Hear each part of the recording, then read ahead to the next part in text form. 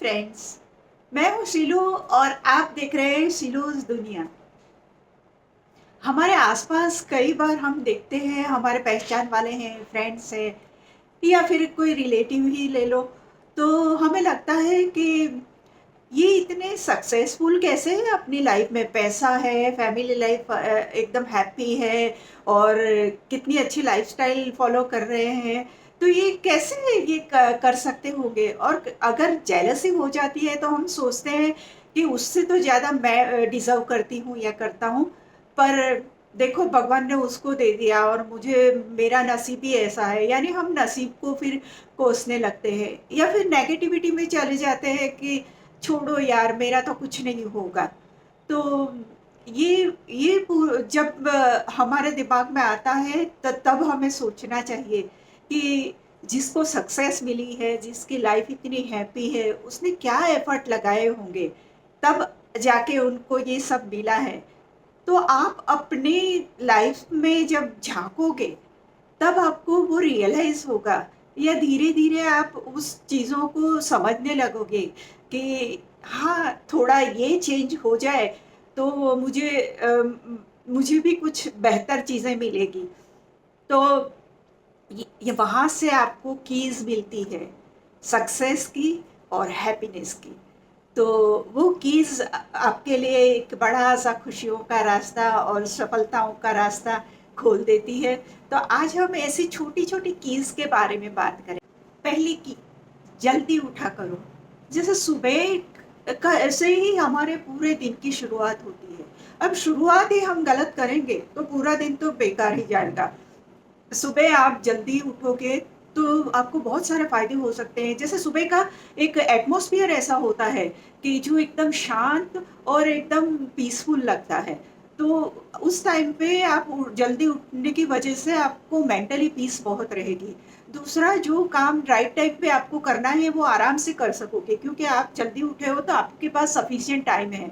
यानी ये नहीं कि ये काम रह जा गया, वो काम रह गया, बहुत जल्दी जल्दी हो गई, आज इनको लेट हो गया, उसको लेट हो गया, या मुझे ही अपने कामों में सेटिस्फेक्शन नहीं मिला कि मैंने प्रॉपर से काम किए हैं। तो वो वाली सब नेगेटिव बातें आपके निकल जाएगी। सबसे पहले अपनी हेल्थ के बारे में आपको सोचना पड़ेगा, और हेल्थ, मेंटल हेल्थ और फिजिकल हेल्थ दोनों को आपको इम्पोर्टेंस देना पड़ेगा। और इसके लिए बेस्ट चीज़ है एक्सरसाइज। तो आप एक्सरसाइज में जो भी आपको पसंद है वो सिलेक्ट कर सकते हैं। अगर आपको जिम पसंद है, या पिलाटीज पसंद है, या घर पे ही करना पसंद है, या फिर आप रनिंग कर सकते हैं, स्पोर्ट्स कर सकते हैं, जो आपको पसंद है। कुछ भी, पर दिन में 30 से 40 मिनट्स आपको अपने हेल्थ, फिजिकल हेल्थ के इम्प्रूवमेंट के लिए निकालनी पड़ेगी। और इससे आप पूरे दिन एक्टिव रहोगे और एनर्जेटिक भी रहोगे, तो आप अपने काम पे आगे फोकस कर सकते हो। पानी हमारे लिए अमृत है, हम सब जानते हैं, पर काम में इतने बिजी हो जाते हैं कि हम पानी पीना ही भूल जाते हैं। तो पानी पीना बहुत ही ज़रूरी है, और उसे उसका बहुत ध्यान रखना चाहिए। उससे हमारी एक्टिवनेस है वो बढ़ती है पानी पीने रहने की वजह से, और एनर्जी लेवल बूस्ट होता है। डाइजेशन हमारा प्रॉपर से होता है, स्किन ग्लो करती है, ओवरऑल हम गुड फील करते हैं। तो पानी का बहुत ही इम्पोर्टेंस है हमारी लाइफ में, और उसे नहीं भूलना चाहिए। अगर आप वर्किंग है और इजीली याद नहीं रहता है तो टेबल पे पानी का बॉटल रखिए और बार बार पीते रहिए। या घर में है तो उस तरीके से अरेंजमेंट कीजिए कि आपको इजीली टाइम पर याद रख रख के पानी पी सको। तो पानी का इम्पोर्टेंस हमारी लाइफ में बहुत है। उसी तरीके से खाने की भी जो चीज़ें हैं, तो उसके बारे में, हमारा जो फूड इंटेक है वो रिफ्लेक्शन है हमारे मूड का, हमारे काम का। तो जैसा हम खाएंगे ऐसा ही रिफ्लेक्शन आने वाला है। तो जैसे प्रोटीन रिच फूड खाना चाहिए हमें, या फिर एंटीऑक्सीडेंट जिसमें ज़्यादा होते हैं ऐसी सब्जियां, कलरफुल सब्जियां। फिर और भी इतने विटामिन्स और मिनरल्स और सभी चीज़ें हमारे बॉडी की जो रिक्वायरमेंट है वो हमें मिले, उस टाइप का फूड हमें सिलेक्ट करना चाहिए। कई बार क्या होता है, प्लानिंग नहीं होता तो फिर हम भूख लगती है तो ज़ोमैटो कर लेते हैं और स्विगी कर लेते हैं, या तो फिर कभी मैगी पड़ी है घर में तो फिर मैगी बना के ही खा लेते हैं, क्योंकि तब भूख लगी है और आपको कुछ याद नहीं रहता। तो हमेशा प्लान कीजिए कि आपको हमेशा हेल्दी फूड, स्प्राउट्स है, फ्रूट्स है, ऐसी हेल्दी चीज़ें आप राइट टाइम पे जब आपको भूख लगती है तब अवेलेबल हो। तो जैसा आप खाएँगे आपका बॉडी उससे ऐसा ही आपको रिफ्लेक्शन देगा। तो आपको ज़्यादा कोई प्रॉब्लम्स नहीं होंगे और आपका बॉडी ज़्यादा वेट पुट ऑन नहीं करेगा, उसकी वजह से आप एक्टिव और एनर्जेटिक रहोगे। तो ये भी अच्छी नींद, वो भी एक बहुत इम्पोर्टेंट फैक्टर है।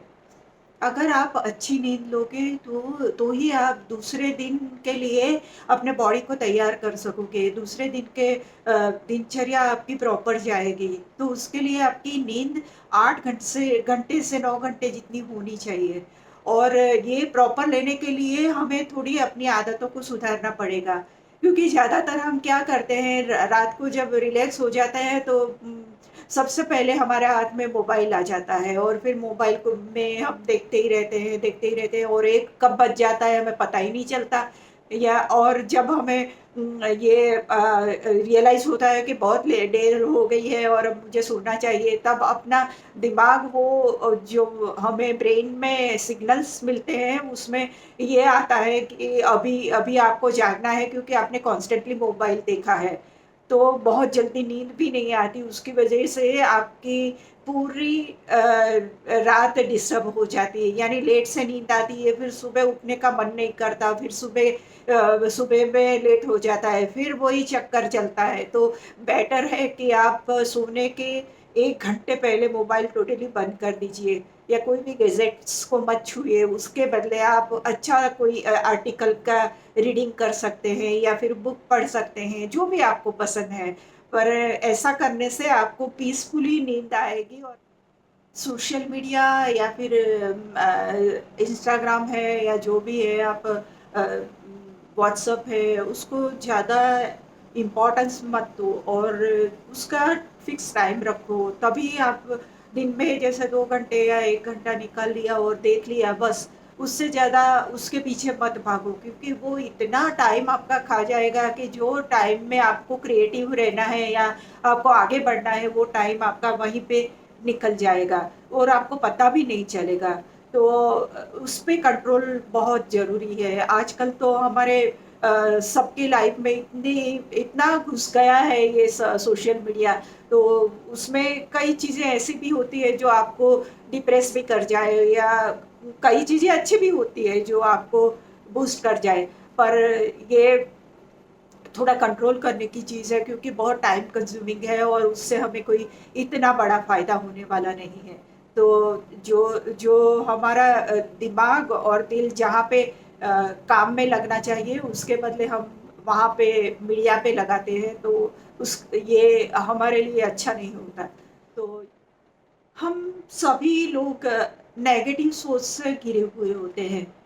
तो वो नेगेटिव सोच है ना, हमें हमेशा नीचे, नीचे, नीचे ही ले जाती है, कभी हमें प्रोग्रेस नहीं दिखाती। तो नेगेटिव सोच मत रखो, अपने नसीब को मत कोसो, दूसरों के साथ कंपैरिजन मत करो, अपनी अपनी जो है चीज़ें उसकी वैल्यू करो, उसमें से जो नया हो सके, कुछ बेटर हो सके, उसके बारे में सोचो। क्योंकि हर एक को भगवान ने अलग से बनाया है और हर एक का सिचुएशन अलग होती है। तो आप किसी को हाँ, ये हो सकता है आप इंस्पायर हो सको किसी से, पर इसका मतलब ये नहीं है कि आप नेगेटिव सोच करो कि यार मेरा तो कुछ होने वाला ही नहीं है, मुझे कुछ आता ही नहीं है, मैं ऐसा ही हूँ या ऐसी हूँ, कुछ नहीं होगा, दूसरों के पास ये है, वो है, बैकिंग है, मेरे पास कुछ भी नहीं है। ऐसा नहीं होता, भगवान ने सबको कुछ दिया है, बस वो ढूँढ निकालो और आगे बढ़ते रहो। अपने आप की खूबियाँ और अपनी स्पेशलिटी को पहचानो और अपने आप को पैम्पर करो। उसकी वजह से आप हमेशा अपने लिए एक ऊँचा अभिप्राय रखोगे और उसकी वजह से आपका कॉन्फिडेंस बढ़ जाएगा। तो ये बहुत ज़रूरी है कि जो ईश्वर ने आपको दिया है, भगवान ने आपको दिया है, उसको एक्सेप्ट करो खुद की तरीके से, और तभी लोग भी एक्सेप्ट करेंगे और उसके बाद आप प्रोग्रेस के रास्ते पे चल पड़ोगे।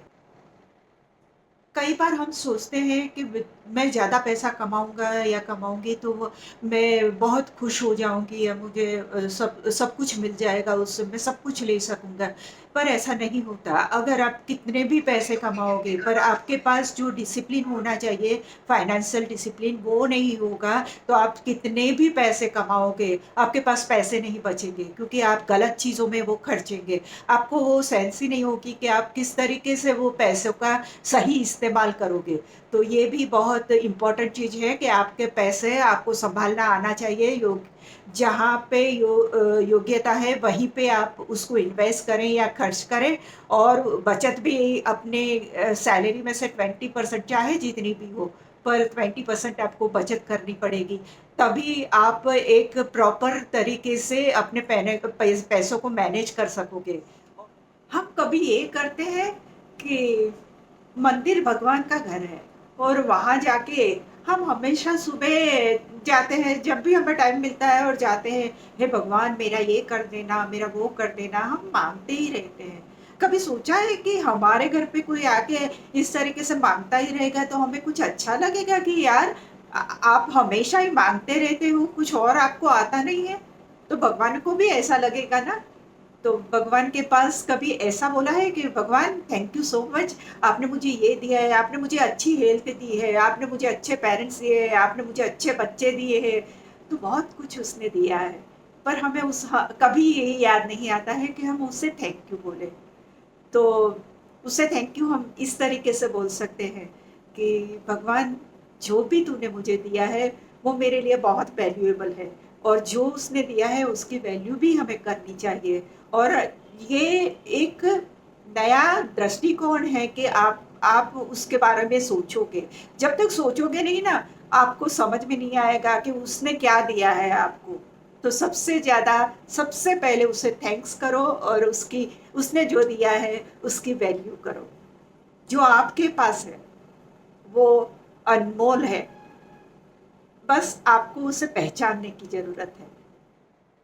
तो फ्रेंड, ये थी छोटी छोटी बातें जो हम बहुत इजीली अपने सेल्फ इम्प्रूवमेंट के लिए अपनी लाइफ में एप्लीकेबल कर सकते हैं, और ये इजी है और आराम से हो जाएगी, उसमें कुछ बहुत ज़्यादा एफर्ट नहीं लगानी है।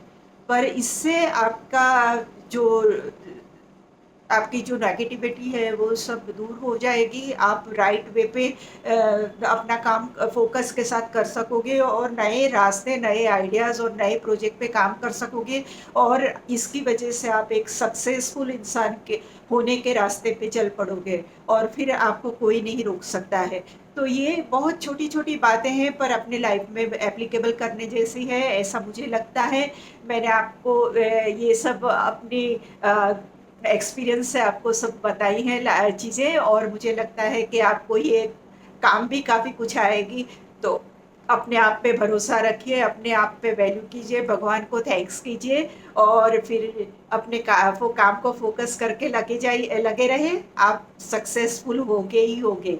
तो बस इसी कामना के साथ ये वीडियो में ख़त्म कर रही हूँ, और मुझे लगता है कि आपको ये मेरी वीडियो पसंद आई होगी। अगर आपको मेरी वीडियोस पसंद आती है तो मेरी चैनल को सब्सक्राइब कीजिए, लाइक कीजिए, शेयर कीजिए, और मिलते हैं एक नए आइडिया और नए थॉट्स के साथ फिर से नए वीडियो में। Thank you so much. Bye bye.